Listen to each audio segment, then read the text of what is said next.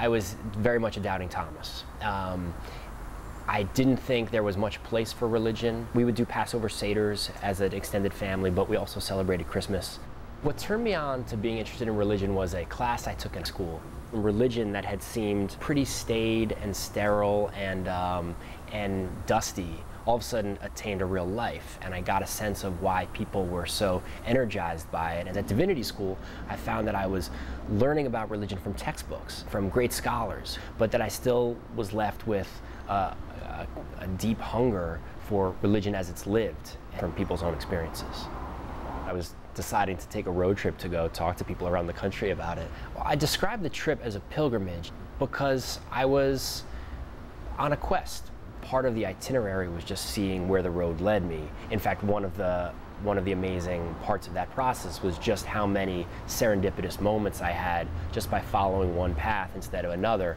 One of my first stops on the trip was in Dayton, Ohio. I decided I was just going to get off that interstate and take an exit and just see where that led me. I saw Halal Market, which is a market that was run and basically patronized by Muslims, and the man who ran it was a young 25-year-old Iraqi refugee named Haider al-Masawi, and I spent a couple hours with him there that afternoon.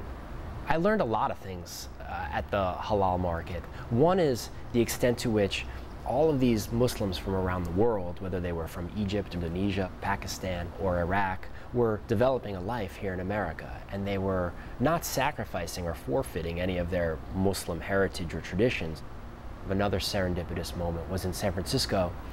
I stopped into a Pentecostal church. The pastor's name was Johnny Lay, and Johnny and I started talking, and he introduced me to his wife. Johnny was a black Pentecostal preacher, and his wife, Ellen, was a white agnostic. So they had been living together for 35 years, married, and obviously had gone through a lot of conversations about this process, but they had managed to create a relationship that transcended the religious divides they had.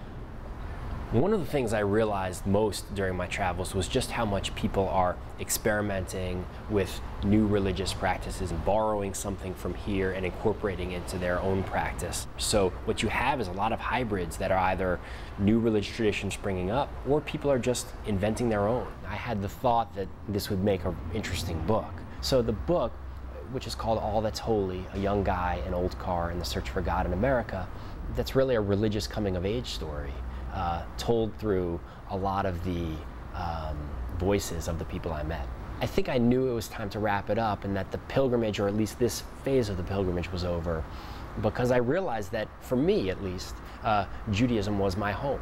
And I decided that instead of flitting around the margins of a lot of different religious communities, I would become an active and stable member of one.